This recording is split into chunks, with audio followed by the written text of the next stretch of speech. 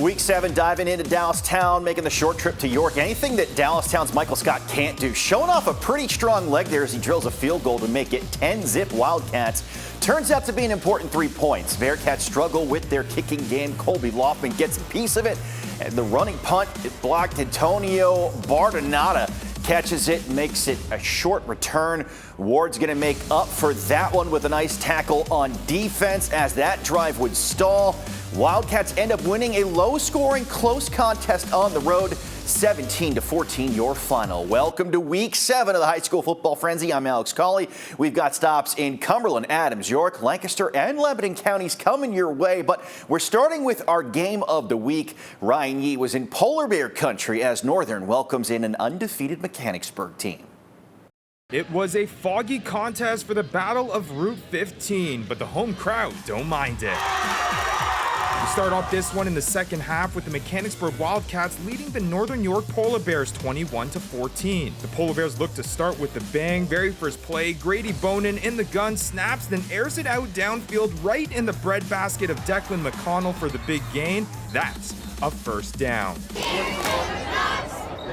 The drive would stall, giving a chance for the Wildcats to build on the lead. Jet sweep to Josh Smith, finds the outside lane and turns on those Jets, leaving defenders in the dust. Smith takes it all the way to the house to extend the Cats' lead by 2 scores. Mechanicsburg up 28-14. Northern York trying to get something going. How about the option? Handoff to Gabe Johnson, goes outside, then the inside cut, has got some open space and is finally brought down at the 30 for the big 30-yard plus gain, but a missed field goal would keep it at 28-14. Wildcats try to capitalize on the miss. Eli Reeder takes the snap. Polar Bears bust through the line. Reeder rolls, pump fake, uses his feet, makes a defender miss, and turns a broken play into a TD. Mechanicsburg on the board again to make it 35-14. They would add one more to lock in some hardware. The Battle of Route 15 is theirs, 42-14 final. A big win that keeps the undefeated season alive for this tight-knit Wildcats group. We started the beginning of the season as teammates, and by this point we're family. I mean, in that locker room, we're all doing the same things, we're all together, and we're just a family all playing together, working together to accomplish the same thing. I have to commend the kids, outstanding night for them. My assistant coaches just doing a great job at halftime and making adjustments. So, I mean, this is for them. This is for the kids. This is for my assistant coaches and our fans. And we're proud of them. Good night to be a Wildcat. So in a foggy edition of the Battle of Route 15, it is Mechanicsburg who have now won this rivalry in back-to-back years over Northern York. But what they'll be even more proud of is they have now won 7 in a row, surpassing that 6-0 start back in 2020. They'll look to make it 8 wins in a row when they head back home to take on Waynesboro in Week 7. As for Northern York, they'll look to get back to winning ways when they head out to Hershey next week. At Robert E. Bostic Field, Ryan Yee, Fox 43.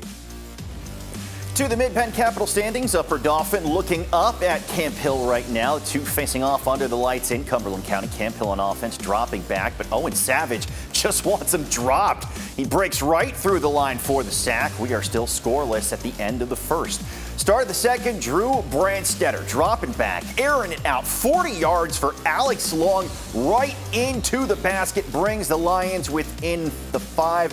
Same drive, Drew Brandstetter faking the handoff and then rips one to M.A. Scaringi, who shakes off the tackle and gets the first score of the game. But Upper Dauphin has the last laugh in this one with the 30-21 win, picking up the W on the road. Now, Penn State head coach James Franklin is on the sidelines at East Pennsboro tonight. They put their 4-game win streak on the line against Susquehanna Township. Hannah's Rakai Seville going straight in for the 12-yard rushing touchdown. Panthers would answer. We're going to catch up with Aaron Angelo on his way to a 77-yard score.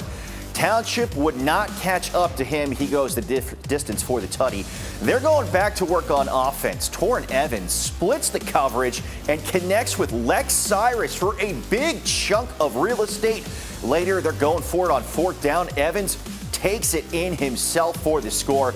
Coach Franklin picks an entertaining game to watch in this one. Hannah wins it 35-28. Our first trip of the night to the York Adams sees a red-hot West York team heading into Southwestern to challenge the Mustangs. The Corral, not an easy place to play, but the Bulldogs are chasing after win number 7 early first quarter. Southwestern driving. Fourth down, ball snapped over the head of quarterback Bryce Graham.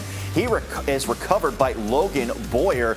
They're going to be working on that snap to get things right. Next possession, Graham handed it off to Austin Rollman, who rolls into the end zone for the touchdown. We are tied up at 7. Later in the second, Southwestern on the move once again. Rollman on 4th and 2 near the goal line gets stopped by Jaden Welch to force a big turnover on downs, but the Mustangs hand West York their first loss of the season, 27-7.